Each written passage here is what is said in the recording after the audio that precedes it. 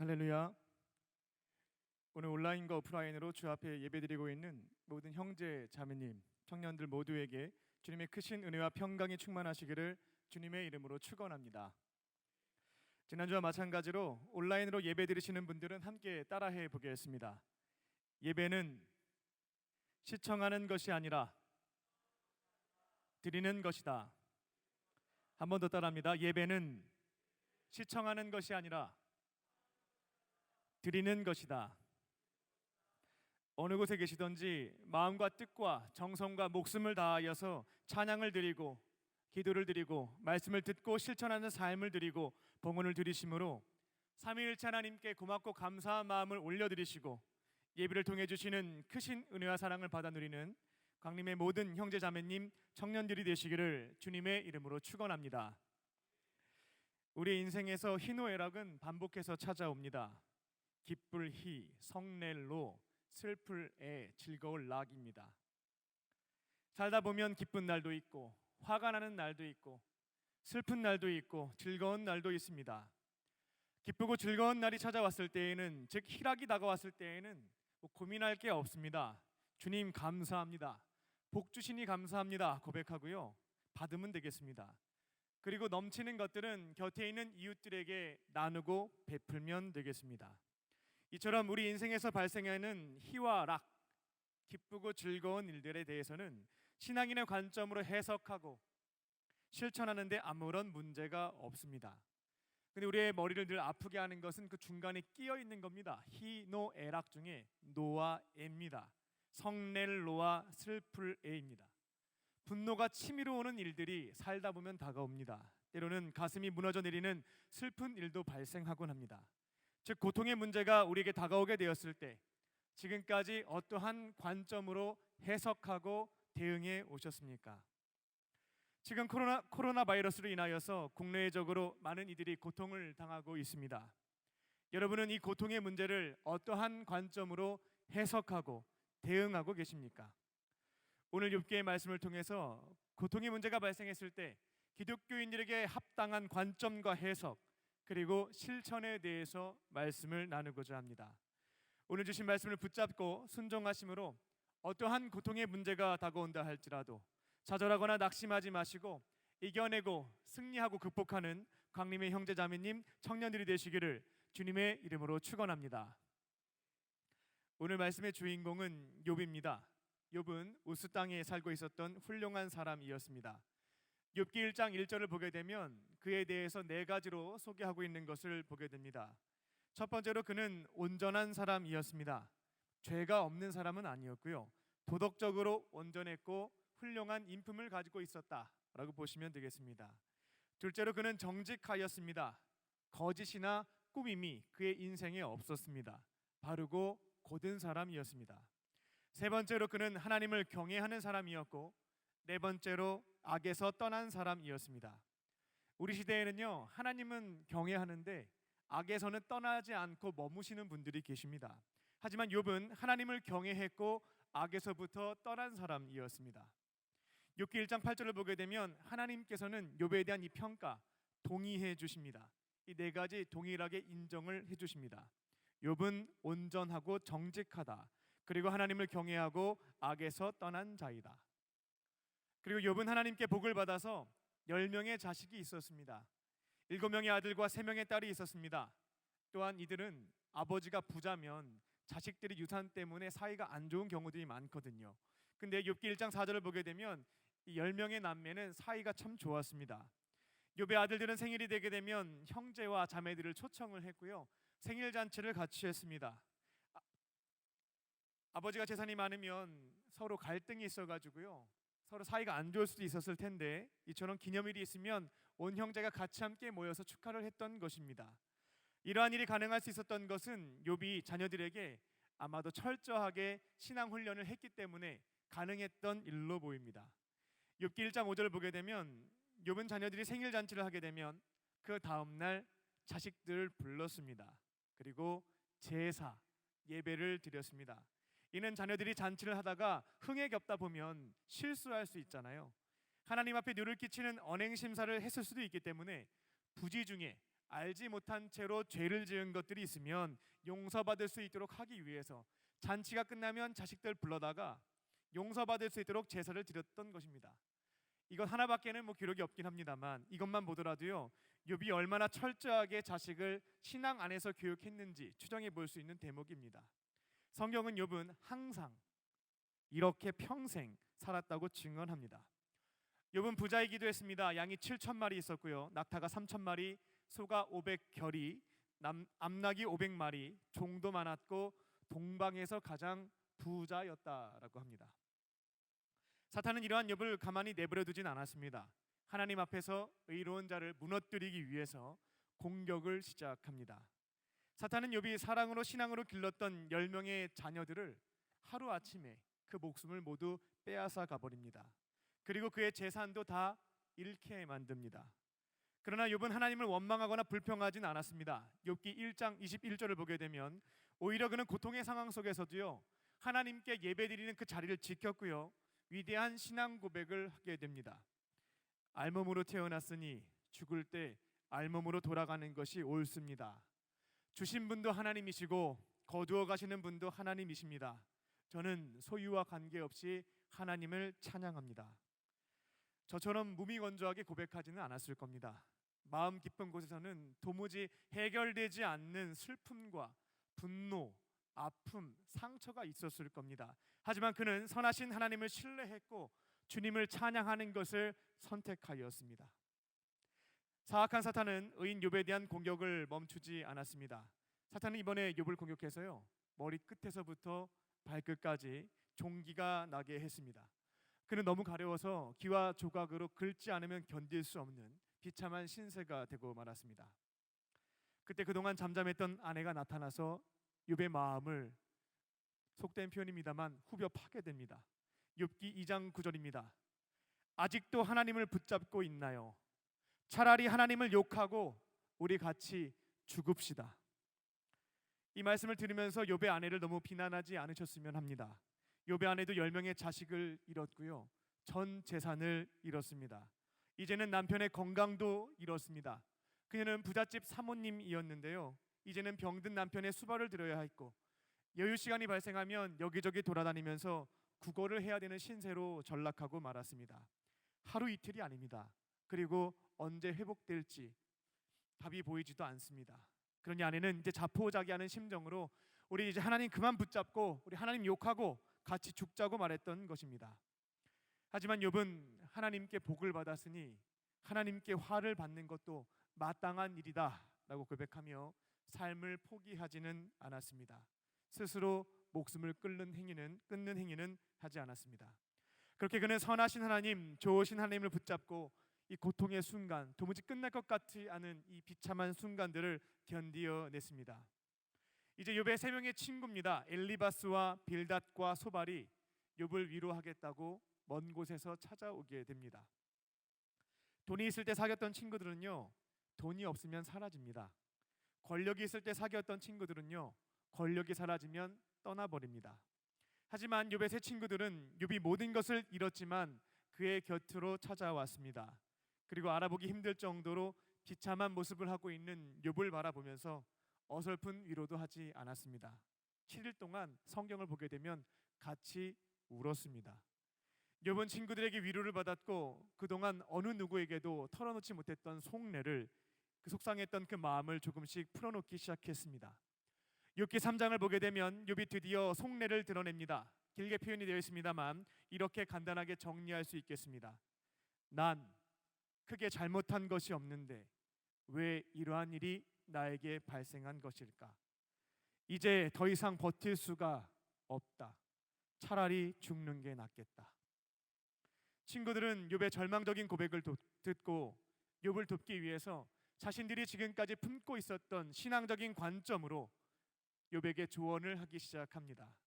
그들의 관점으로 욥에게 발생한 고통의 문제를 해석했고 어떻게 하면 이 문제를 풀어갈 수 있는지 나름대로의 실천 방안을 제시했습니다. 욥의 3명의 친구들이 제시한 고통에 대한 첫 번째 관점은 인과응보입니다. 고대 사회에서부터 지금까지 많은 사람들이 고통의 문제에 대해서 일반적으로 혹은 보편적으로 가지고 있는 관점입니다. 선한 일을 하게 되면 복을 받고요, 나쁜 일을 하게 되면 벌을 받는다. 이게 바로 인과응보입니다. 결국 욥은 죄를 지었기 때문에 벌을 받아서 자식 잃고 재산 잃고 건강을 잃게 되었다라는 것입니다.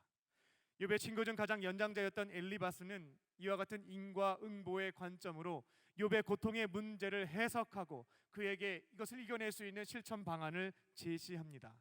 그는 비록 욥이 다른 사람들 보기에는 의롭게 살았지만 하나님 앞에서 지은 큰 죄가 있기 때문에 이처럼 벌을 받게 된 것이다 라고 해석해 줍니다. 욥이 이처럼 한순간에 쫄딱 망하게 됐는데 이처럼 서서히 망하는 건 말고요, 쫄딱 망했다고 한다면 하나님 앞에 큰 죄를 분명히 지었기 때문인데 빨리 죄를 회개하고 인정하고 회개하는 것이 회복의 지름길이다 라고 그 방안도 제시해 주었습니다. 욥의 친구 빌밧은 한 걸음 더 나아갑니다. 욥기 8장 4절입니다. 내 자녀들이 주께 죄를 지었으므로 주께서 그들을 그 죄에 버려 두셨나니. 그는 하나님은 절대적으로 공의로우신 분이기 때문에 자식 10명이 그렇게 한순간에 죄 없이 죽는 일은 없다는 것입니다. 그렇게 죽게 된 것은 그 자녀들이 죄를 졌기 때문에 하나님이 공정하게 심판하셔서 죽게 만들었다라고 말한 것입니다. 그리고 이에 대한 해결책으로 마찬가지로 회개 기도를 제시합니다. 너가 회개하면, 너가 그 큰 죄를 회개하면 하나님이 회복시켜 주실 것이야 라고 실천 방안을 말해준 것입니다. 세 번째 친구 소발 역시 인과응보의 관점으로 욥을 죄인이다, 정죄했고 비난했습니다. 앞선 두 친구의 그 신앙적인 조언, 너는 죄졌기 때문에 벌 받은 거야, 욥이 받아들이지 않거든요. 계속 반박하거든요. 이 모습을 지켜본 이 소발은 욥을 질책하고 비난하게 됩니다. 우리의 말을 너가 도무지 듣지 않는데 하나님께서 너가 지은 죄 깨닫게 해주시기를 바란다, 이렇게 질책도 했고요. 너가 지은 죄를 생각해 볼 때 받은 고통은 약한 것 같다 라고 비난도 했고요. 아기는 결국 똥처럼 망하게 되어 있는데 내가 죄를 지었기 때문에 지금 똥처럼 망한 것이다 라고 비난도 했습니다. 욥의 세 친구들이 가지고 있었던 신앙적인 관점은 인과응보였습니다. 그리고 그 고통의 문제를 해결할 수 있는 실천 방안은 회개 기도였습니다. 욥에게는 해당이 되지 않습니다만 많은 경우에서, 아니 대부분의 경우에서, 그리고 구약 성경을 보게 되면 고통의 문제는 인과응보와 관련이 있기는 합니다. 출애굽한 이스라엘 백성들은 가나안 땅과의 전투를 하기 전에 가데스 바네아에서 12정탐꾼을 가나안 땅에 보내게 됩니다. 12지파에서 한 명씩 선발하여서요 40일간 정탐을 하게 합니다. 12명의 정탐꾼은 40일간 정탐 이후에 돌아와서 보고를 하게 되는데 여호수아와 갈렙을 제외한 10명의 정탐꾼들은 우리 못 이깁니다, 정복할 수 없습니다 라고 하는 현실적인 보고와 불신앙적인 보고를 하게 됩니다. 백성들은 그들의 말을 듣고 불평과 원망을 쏟아놓기 시작하죠. 이전까지만 해도요 자신들에게 광복을 가져다준 지도자입니다. 모세와 아론을 그토록 찬양했는데 이제 원망하기 시작합니다. 초자연적인 기적으로 여기까지 인도하신 하나님 감사했었는데요 불평을 토로하기 시작합니다. 뭐라고 얘기하냐면 이집트로 돌아가게 해달라, 이런 식까지 말하게 됩니다. 하지만 두 명의 정탐꾼이었던 여호수아와 갈렙은 우리를 출애굽시켜 주신 하나님, 이집트 제국의 바로를 10가지 재앙으로 심판하신 하나님, 홍해를 가르신 하나님, 그분 붙잡고 가나안 땅 약속해 주셨으니까 그 믿음 가지고 정복해 보자, 승리할 수 있다라고 말했습니다. 그때 이스라엘 백성들의 반응은 여호수아와 갈렙을 돌을 던져서 죽이려고 했습니다. 그때 하나님께서 나타나셔서 벌을 내리십니다. 하나님의 약속의 말씀을 도저히 믿지 못했고 불평과 원망을 쏟아놓은 이스라엘 백성들에게 너희가 지금 많은 것들 떠들었는데 내 귀에 들린 대로 그대로 갚아줄게 라고 말씀을 하십니다. 하나님께서는 정탐한 1일을 1년으로 계산하여 총 40년을 광야에서 돌게 될 것이며 출애굽 1세대는 너희들이 말한 대로 절대로 가나안 땅에 못 들어가게 될 것이다 라고 못을 박으셨습니다. 이스라엘 백성들은 이처럼 하나님 앞에 죄를 지었고요 그 죄에 대한 벌을 받게 되었습니다. 하나님께서는 악을 행한 자에게 벌을 내리신 것입니다. 즉 인과 인과응보입니다. 그리고 인과응보에 대한 문제는 해결 방법이 간단합니다. 회개하고 하나님께 용서를 받으면 됩니다. 하지만 성경을 자세히 살펴보게 되면 인과응보에 해당되지 않는 예외, 특별한 경우들이 존재합니다. 바로 오늘 함께 봉독한 욥기가 인과응보에 해당되지 않는 특별한 예외 사항에 해당이 됩니다. 욥기 42장 7절입니다. 하나님께서는 욥의 세 명의 친구들이 욥에게 발생한 이 고통의 문제를요, 인과응보로 해석하고 정죄하고 비난하고 공격했잖아요. 이 부분에 대해서 너희들 해석은 틀렸다, 잘못됐다라고 말씀하십니다. 그리고 그들이 인과응보의 관점에서 욥을 정죄하고 비난하고 공격했던 것에 대해서 말씀을 보게 되면 분노하십니다. 하나님께서는 욥의 친구들에게 수송아지 7마리, 순양 7마리를 준비해서 욥에게 찾아가서 용서를 구하고 욥에게 부탁을 해서 죄사함을 받기 위한 번제를 드리라고 명령을 하십니다. 송아지 7마리랑 순양 7마리는 결코 적지 않은 숫자입니다. 근데 이렇게 많은 양의 번제물을 가지고 가서 용서를 구하고 제사를 드리라고 했던 것, 이유가 있었겠죠. 세 명의 친구들이 인과응보의 관점으로 섣부르게 욥에 대해서 공격했다는 것, 이게 하나님 보실 때에는 굉장히 큰 죄였다라는 것입니다. 여기에 핵심이 있습니다. 나에게 혹은 우리 주변에 있는 이웃에게 고통의 문제가 발생했을 때 우리는 보편적인 관점인 인과응보로 섣부르게 그 사람을 정죄하고 공격할 때가 있습니다. 너가 죄를 지었기 때문에 그처럼 벌을 받게 된 것이다 라는 관점으로 그 사람을 죄인으로 규정하고 접근하는 것입니다. 하지만 오늘 말씀을 보게 되면 하나님께서 책망하시기 전에, 하나님께서 죄인이다라고 규정하시기 전에 우리가 먼저 판단하고 죄를 규정하고 공격하는 것, 죄라고 말씀하십니다. 만약 나에게 혹은 우리 타인에게 고통의 문제가 발생됐다면 인과응보의 관점으로 해석하는 것은 잠시 뒤로 미뤄두시기 바랍니다. 우리가 먼저 취해야 될 자세는 고통 속에 있는 사람들에게 찾아가서 욥의 친구들이 가장 먼저 했던 것처럼 함께 그들의 아픔을 슬퍼하고 고통을 함께 나누는 것입니다. 그들 곁에 머물면서요, 그가 얼마나 힘든지 공감해주고 그가 토로하고 있는 이야기들을 편안하게 들어주는 것입니다. 우리에게 그들의 문제를 해결해 줄 수 있는 능력은 없습니다만 그들과 함께 머물면서 그 고통의 문제를 이겨낼 수 있을 때까지 머무는 것은 가능합니다. 근데 만약에 하나님께서 고통의 문제를 겪고 있는 자들이 죄 때문에 그런 것이다 라고 하는 말씀을 주실 때면, 책망하실 때가 있을 때면 그때 충분히 기도하시고 그 사람을 사랑하는 마음으로 죄에 대한 권면을 하는 것입니다. 근데 하나님께서 아무런 말씀도 없으셨고요, 책망하신 적도 없는데요, 내가 먼저 나서서 저 사람 죄인이다, 죄졌기 때문에 벌 받는 것이다 라고 접근하게 되면 오늘 욥의 세 친구들처럼 하나님께 징계를 받을 수 있다라는 것입니다. 하나님께서 특별한 책망의 메시지가 없다면 고통을 당하고 있는 사람들, 그들 곁에 가셔서 함께 울고 힘겨운 시간을 버티고 견디어낼 수 있도록 곁에 머물러 주시기 바랍니다. 그들에게 때로는 물도 건네고 따뜻한 말도 건네면서 때로는 기도하면서 그 시간을 이겨낼 수 있도록 같이 있어주는 것입니다. 단 하나님께서 죄를 책망하실 때면 그때에는 사랑의 마음으로 권고하시고 죄를 회개해서 고통의 문제에서 회복될 수 있도록 돕는 강림의 형제 자매님, 모든 청년들이 되시기를 주님의 이름으로 축원합니다. 고난에 대한 두 번째 관점은 연단입니다. 여기서 연단이라고 하는 것은 금속을 태워서 불순물을 제거하는 것을 의미합니다. 즉 고난이라고 하는 것을 통해서 하나님께서는 우리를 연단하시고요, 우리 안에 있는 불순물을 제거하신다라는 것입니다. 그 제거를 통해서 우리는 신앙이 성숙하게 되는 복을 얻는 것이고요. 욥기 33장을 보게 되면 욥의 세 명의 친구 외에 또 다른 친구가 한 사람 등장합니다. 바로 엘리후입니다. 그는 이전의 친구들과는 다른 관점으로 욥에게 발생한 고통의 문제를 해석합니다. 그는 욥이 최근에 하나님께 큰 죄를 졌기 때문에 그 죄에 대한 징계로 벌을 받은 것이 아니다 라고 설명한 뒤 하나님께서 이러한 고난을 주신 것은 욥이 미처 깨닫지 못하고 있는 어떤 잘못, 불순물이 뭔가는 있는 것 같은데 그것을 찾아서 깨끗하게 씻어주시기 위해서 고통을 주신 것 같다라는 해석을 하게 됩니다.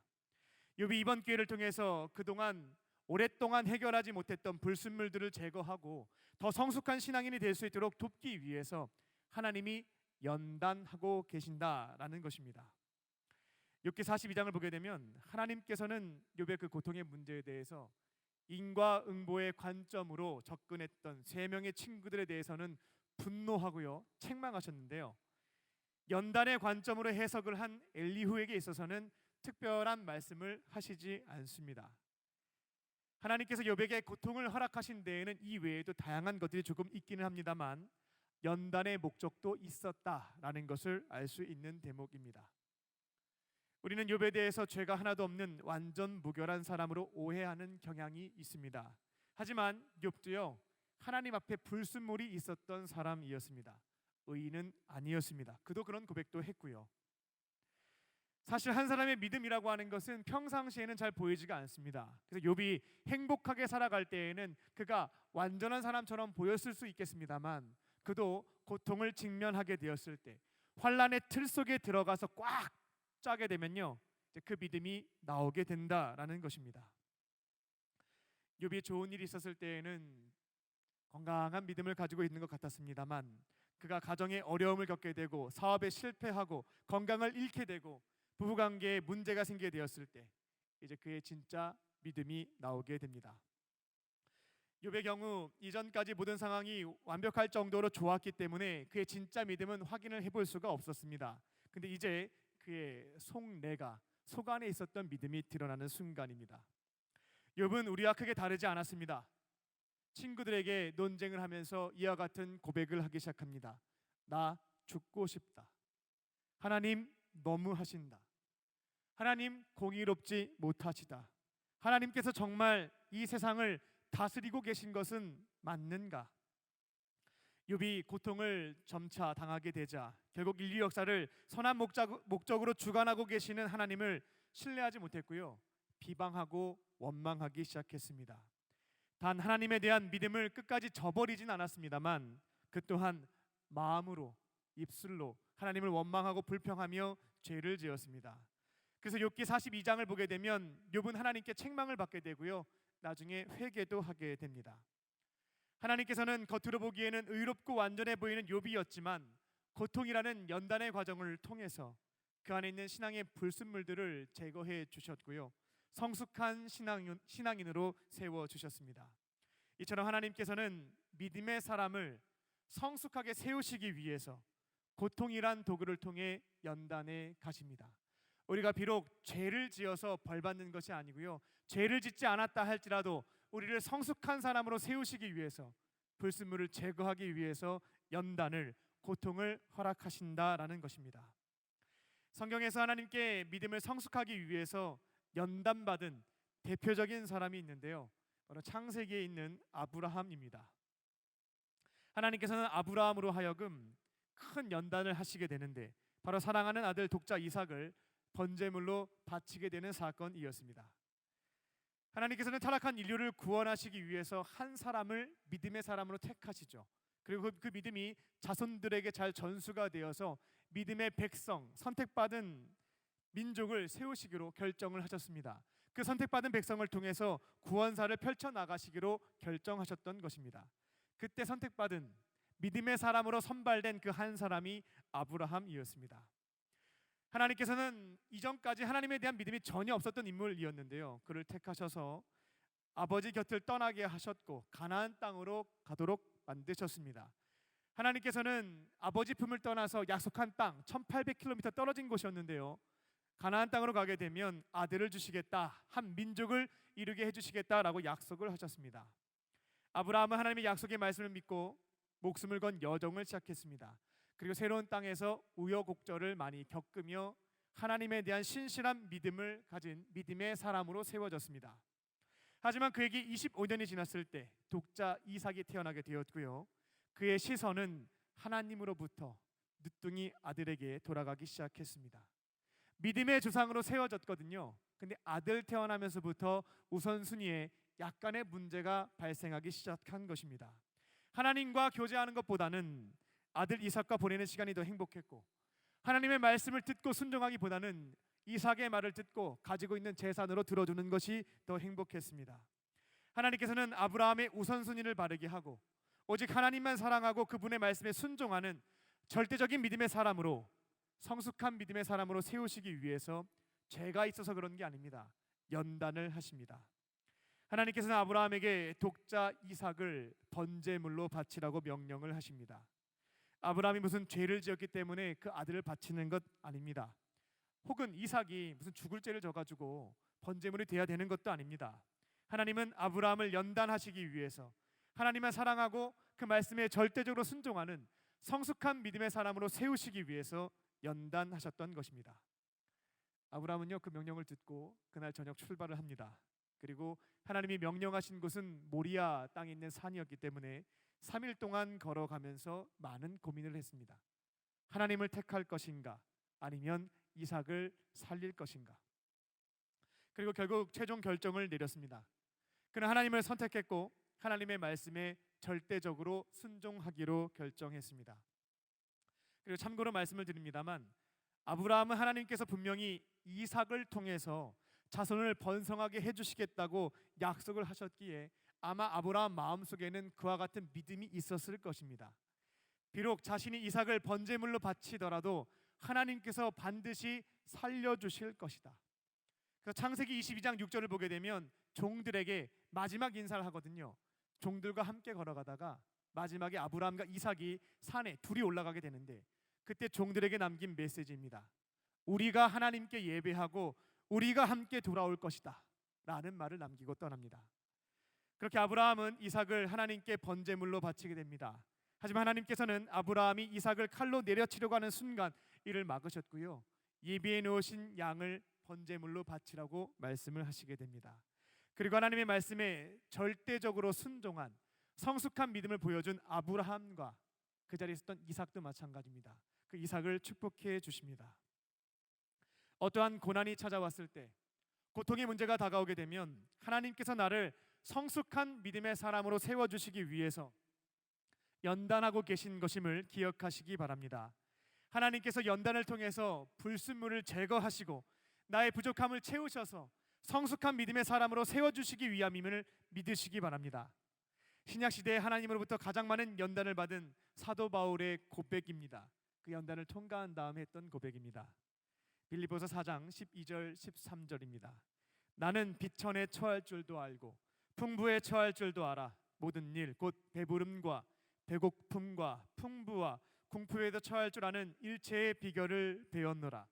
내가 능력 주시는 자 안에서 내가 모든 것을 할 수 있느니라. 아멘.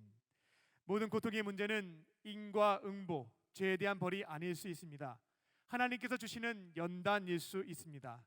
하나님께서 여러분에게 고통을 주실 때 특별히 책망하시는 죄가 없다면 연단의 과정임을 믿으시고 고통을 피하지 않고 통과하심으로 성숙한 믿음의 사람으로 세워지는 광림의 모든 형제 자매님, 청년들 되시기를 주님의 이름으로 축원합니다. 고통에 대한 세 번째 마지막 관점은 하나님의 섭리입니다. 욥은 도무지 이해할 수 없는 고통을 당했습니다. 그리고 세 명의 친구들을 통해서는 인과응보의 관점에서, 엘리후를 통해서는 연단의 관점에서 조언을 들었습니다. 많은 논쟁을 했습니다. 하지만 어떠한 것도 받아들일 수가 없었습니다. 인과응보도 아닌 것 같고요, 연단도 아닌 것 같고요. 결국 하나님께서는 욥에게 직접 나타나셔서 욥이 왜 고통을 당했는지에 대해서 직접 대면하여 설명을 해 주십니다. 다만 하나님께서는 욥에게 발생한 고통의 이유를 친절하게 다 설명해 주시진 않고 이렇게 응답해 주십니다. 한 문장으로 제가 좀 정리해 봤는데요. 욥, 너는 다 이해할 수 없어. 조금 더 풀어보겠습니다. 우주 만물을 창조하시고 선하신 목적으로 인류 역사를 주관하고 계시는 하나님의 모든 섭리를 욥에게 다 설명해 줄 수도 없고요, 설명해 준다 할지라도 너가 다 이해할 수 없다라는 것입니다. 이사야서 55장 8절부터 9절입니다. 이는 내 생각이 너희의 생각과 다르며 내 길은 너희의 길과 다름이라 여호와의 말씀이니라. 이는 하늘이 땅보다 높음 같이 내 길은 너희의 길보다 높으며 내 생각은 너희의 생각보다 높음이니라. 아멘. 우리에게 발생한 고통의 문제를 인과응보로는 도무지 해석이 되지가 않습니다. 그리고 연단의 관점에서도 해석이 불가능하다면 이제 남은 것은 세 번째, 하나님의 섭리임을 믿는 것입니다. 이 고통을 통해서 하나님께서 크신 섭리를, 크신 계획을 이루어가고 계심을 믿는 것입니다. 그 믿음을 가지고 당장은 그 계획을 알 수 없다 할지라도 이 고통을 견뎌내고 인내하는 것입니다. 여러분, 하나님께서 직접 자신에게 찾아오셔서요, 고통을 주신 이유를 하나, 둘, 셋, 넷, 다섯 가지로 설명해 주시지 않았지만 자신을 만나 주신 것만으로도, 그리고 하나님의 크신 섭리 가운데 일어나는 일임을 설명해 주신 것만으로도 감사하며 주어진 고난을 달게 받는 것을 선택하게 됩니다. 하나님은 이러한 욥을 140년을 더 살게 하셨습니다. 그래서 욥은 200세까지 살았습니다. 족장 시대에 가장 장수한 사람으로 아브라함이 있거든요. 그러니까 아브라함과 욥은 이제 동시대의 사람으로 봅니다. 욥을 쭉 연구하게 되면 욥의 시대적 배경이 족장 시대임을 볼 수가 있거든요. 그러니까 욥과 같은 시기에 이 아브라함이 있었다라고 보실 수 있겠는데, 그때 이 아브라함이 175세까지 장수한 인물로 기록되어 있습니다. 근데 욥은 200살까지 살게 됩니다. 이전보다 갑절의 복을 받게 되었습니다. 7명의 아들과 3명의 딸을 얻었습니다. 다만 여러분들에게 권면드리는 것은 이와 같은 것을 너무 기계적으로 또 일반화시키지 않으셨으면 좋겠습니다. 하나님께서 뜻이 있으시면 이 고통의 과정을 겪은 사람들에게 이 땅에서 복을 주실 것입니다. 하지만 뜻이 있다면 인과응보는 이 땅에서 정확하게 이루어지기보다 예수님 재림하실 때 가장 공의롭게 이루어지거든요. 그러니까 우리도 욥처럼 고난을 잘 이겨내게 되면 내가 이 땅에서 사는 동안 갑절의 복을 받게 될 것이다. 그럴 수도 있고요, 아닐 수도 있습니다. 이것은 하나님의 주권의 영역인 것입니다. 하나님께서는 필요하시다면 이 땅에 사는 동안 갑절로 주실 것이고요, 필요하시다면 하나님 나라에서 갑절로 주실 것입니다. 성경에 하나님의 크신 계획을 이루어 드리기 위해서 이해할 수 없는, 이 해석 불가능한 고난을 당한 사람이 있습니다. 연단으로도는 도무지 설명이 안 되고요, 인과응보로도 자신에게 발생한 이 고통을 해석할 수 없었던 사람입니다. 그는 바로 구약 성경에 기록된 인물 요셉입니다. 그는 특별한 죄를 짓지 않았고요, 연단으로 보기에는 무리가 있는 고난을 받았습니다. 그는 이집트 노예로 팔려와서 고생을 많이 했습니다. 밑바닥부터 시작해서 그래도 노예로서 가정 총무까지 올라갔으니까 나름 성공을 한 것입니다. 근데 요셉이 한 일은요, 가정 총무로서 가계부 정리한 정도는 아니었고요, 보디발 집, 요셉이 노예로 일하고 있었던 그 집은 보디발의 집이었는데요, 그 집에는 이제 정치범을 수용했던 국가기관이 있었습니다. 그러니까 요셉이 가정 총무로서 한 몇 명 모여 있는 집에 생계를 책임졌다, 이게 아니고요, 한 기관을 운영했던 사람, 그 역할을 맡았다라고 보시면 되겠습니다. 하지만 요셉이요, 이집트 사람이었으면 이 일이 의미가 있었을 겁니다. 열심히 하면 진급할 수 있었을 것이고요, 월급도 많이 받았겠죠. 근데 요셉은 노예였습니다. 아무리 열심히 많은 일을 한들 달라질 것은 아무것도 없었습니다. 하지만 그는 이게 연단인지 죄에 대한 징계인지 해석은 안 됐습니다만 하나님의 섭리가 있음을 믿으며 자기에게 주어진 그 역할을 과중하다 할지라도 성실하게 감당을 했습니다. 그리고 나중에 하나님의 섭리를 깨닫게 되죠. 13년이 지나 총리가 되게 되었을 때, 하나님께서 나 총리 세우셔서 국가 재정을 운영하게 하시는데 그 경험을 미리 쌓게 하셨던 것이었구나. 그리고 시간이 조금 흘러서 요셉이 보디발의 아내가 유혹을 하게 될 때 뿌리치게 되거든요. 주인과 약속한 것도 있었고요, 하나님 앞에서 죄짓지 않겠다고요 뿌리쳤던 것입니다. 그럼 복을 받아야 되는 것인데 인과응보로 설명이 안 돼요. 연단으로도 설명이 되지가 않습니다. 그 아내가 억울하게 그 요셉에게 죄를 다 뒤집어 씌워가지고요, 누명을 쓰고 감옥에 갇히게 됐습니다. 하나님 앞에 신앙을 지켰는데 그 결과는 감옥 생활이었습니다. 하지만 그는 어떻게든 해석이 안 되는 상황인데요, 하나님의 섭리임을 믿었고 주어진 자리에서 성실하게 살아가게 됩니다. 간수장, 감옥을 관리하는 관리는 이러한 요셉을 눈여겨봤고 아주 중요한 역할을 맡기게 됩니다. 그냥 감옥에서 일하는 일들을 다 요셉한테 맡겼던 것입니다.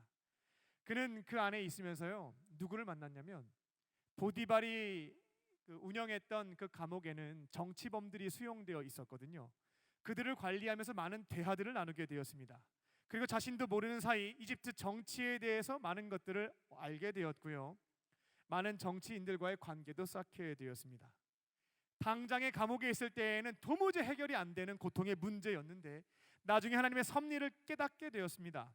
하나님은 이 시간을 통해서 앞으로 이집트 정치인으로서 살아갈 때 필요한 역량을 채워주셨던 것이구나.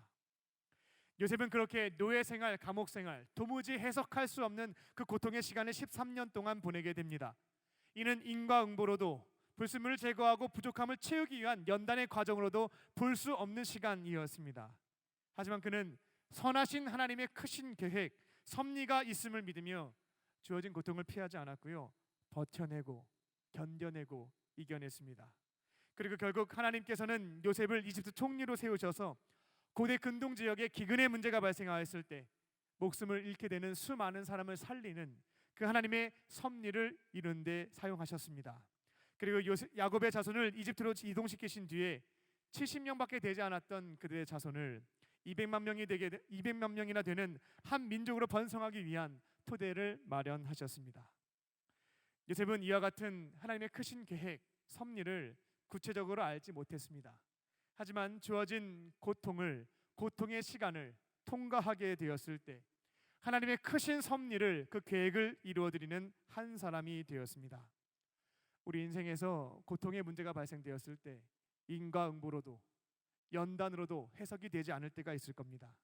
그때에는 하나님의 선하신 계획, 크신 섭리가 있음을 믿으시고 주어진 고통을 인내하심으로 하나님의 크신 계획과 섭리를 이루어드리는 한 사람, 광림의 형제자매님, 청년들이 되시기를 주님의 이름으로 축원합니다. 기도하겠습니다. 살아계신 하나님, 고통의 문제에 직면하는 우리들에게 고통을 바르게 해석하고 실천할 수 있는 세 가지 관점을 알게 하시니 감사합니다. 우리 주변에 고통을 겪는 사람들이 있다면 섣부르게 인과응보의 관점으로 해석하지 않게 하시고 그들과 함께 울며 그들의 고통의 문제를 이겨낼 수 있도록 섬기는 믿음의 사람이 되게 하여 주시옵소서. 성령님께서 죄를 깨닫게 하시고 책망하실 때면 겸손한 마음으로, 사랑의 마음으로 권고하여서 그때에는 죄를 알려주고 회개할 수 있도록 안내하여서 고통의 문제를 해결할 수 있도록 돕는 믿음의 사람들이 되게 하여 주시옵소서. 주님, 우리에게 고통의 문제가 찾아올 때면 하나님께서 부족한 점을 채워주시고 불순물을 제거하셔서 성숙한 믿음의 사람으로 세워주실 것임을 신뢰하며 어떠한 연단의 과정도 피하지 않고 통과하는 우리 모두가 되게 하여 주시옵소서. 우리에게 주어진 고통을 통과하여서 또 하나님의 크신 섭리를 이루어드리는 사람이 되기를 원합니다. 지금 당장에 하나님의 섭리를 다 알 수는 없습니다만 주님을 신뢰하는 마음으로 모든 고통의 시간들을 이겨내게 하심으로 하나님의 크신 섭리 가운데 쓰임받는 우리 모두가 되게 하여 주시옵소서. 그렇게 하실 줄 믿고 감사드리오며 예수님의 이름으로 기도합니다. 아멘.